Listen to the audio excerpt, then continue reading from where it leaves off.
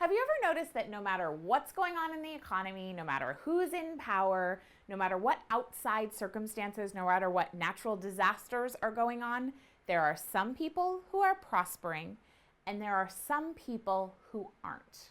What's up with that? Today, I'm going to share with you 3 strategies to wire yourself for abundance so that you will attract prosperity to you no matter what's going on in the world around you.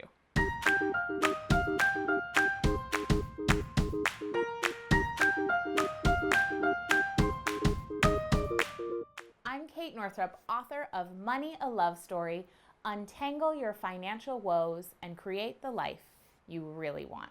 So you know Donald Trump. He's got some funny hair, but he certainly has wiring for abundance.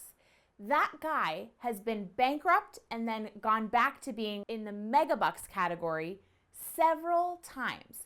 And so why is it that he goes bankrupt, loses everything, and then has built himself an empire again within a few years? And he's done that time after time after time. It's called wiring yourself for abundance, and it's actually possible. Having abundance in your life, financially and otherwise, has a lot less to do with what you're actually doing than it does with the energy with which you do it, and the thoughts that you think, and the words that you speak, and the beliefs that you have as you're doing it.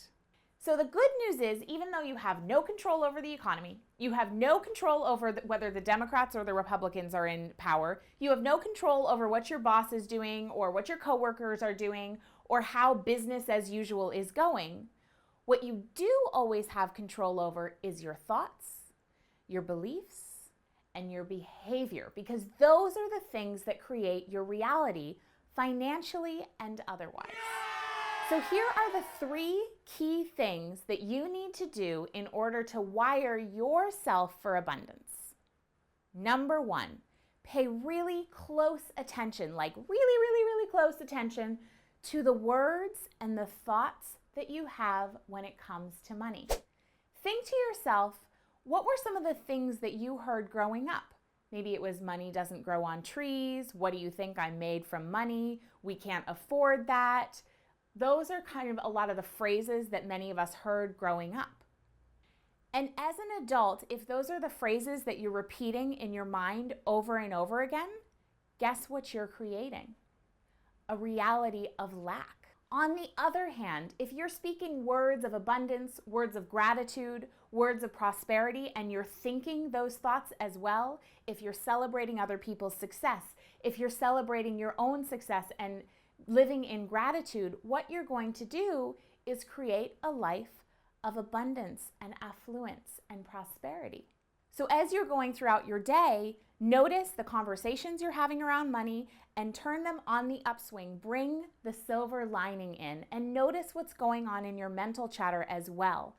When we are thinking thoughts of lack, we block our abundance. But when we're thinking thoughts of abundance and gratitude and prosperity, we open the floodgates wide to that flow of abundance into our lives.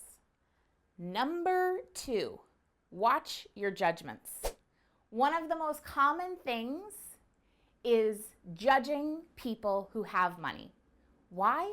Because underneath, we're actually probably jealous. So there are phrases like, oh, well, they have more money than God, or rich people are greedy, or, well, easy for them to say, they're like the Rockefellers or something. But when we judge other people who have abundance, how could we possibly expect our unconscious mind to allow us to have that which we're judging in other people? It just makes no sense.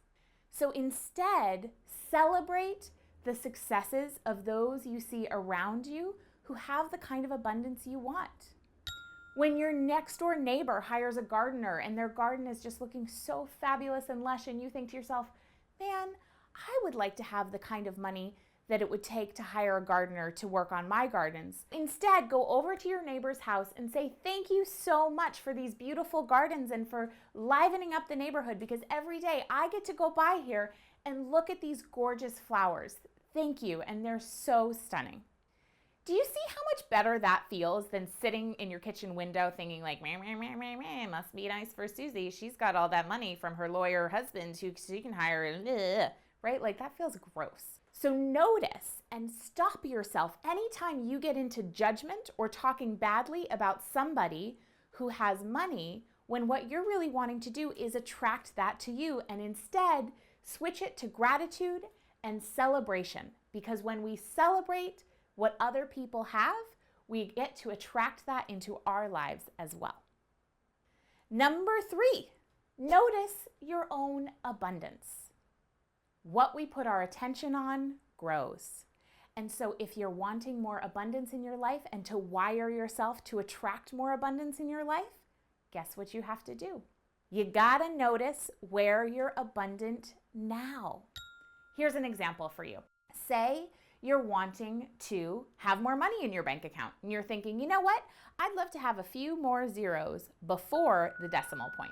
What I recommend doing is looking at your bank account balance every day and celebrating the money that you have in there. Now, some days, if things are a little bit tight, and I have been in this place, some days there actually will be a negative balance in your bank account because sometimes you go into overdraft. But in those moments, your opportunity is to celebrate the ways your life is abundant right now. So maybe look at that negative bank account balance and say, you know what? I'm so grateful for my home. I'm so grateful that I have food in the refrigerator. I'm so grateful that I have a best friend I can tell anything I want.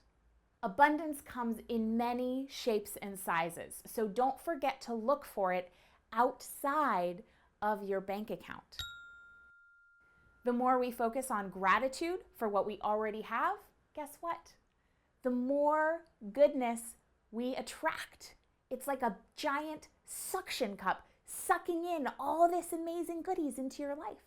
The great Anthony Robbins said that when you are grateful, fear disappears and abundance appears. So, as a summary, these are the 3 key things you need to do to wire yourself for abundance no matter what's going on in the world around you. Number 1, watch your words and thoughts about money and make sure that they are positive. Number 2, be careful of judging others who have money and switch your judgment to gratitude and celebration. And number 3, practice paying attention to the abundance you already have so that you can attract more to you. If you like what you've heard in this video, you can pre-order a copy of this book, Money, a Love Story, over at katenorthrup.com/pre-order. And when you pre-order, you'll get entered to win a free one-on-one Skype coaching, just you and me, where you can ask me anything you want. And everybody who pre-orders the book by August 31st will get access to a live Q&A hangout that's only available to the pre-orderers. So it'll be really intimate and super fun. katenorthrup.com/pre-order.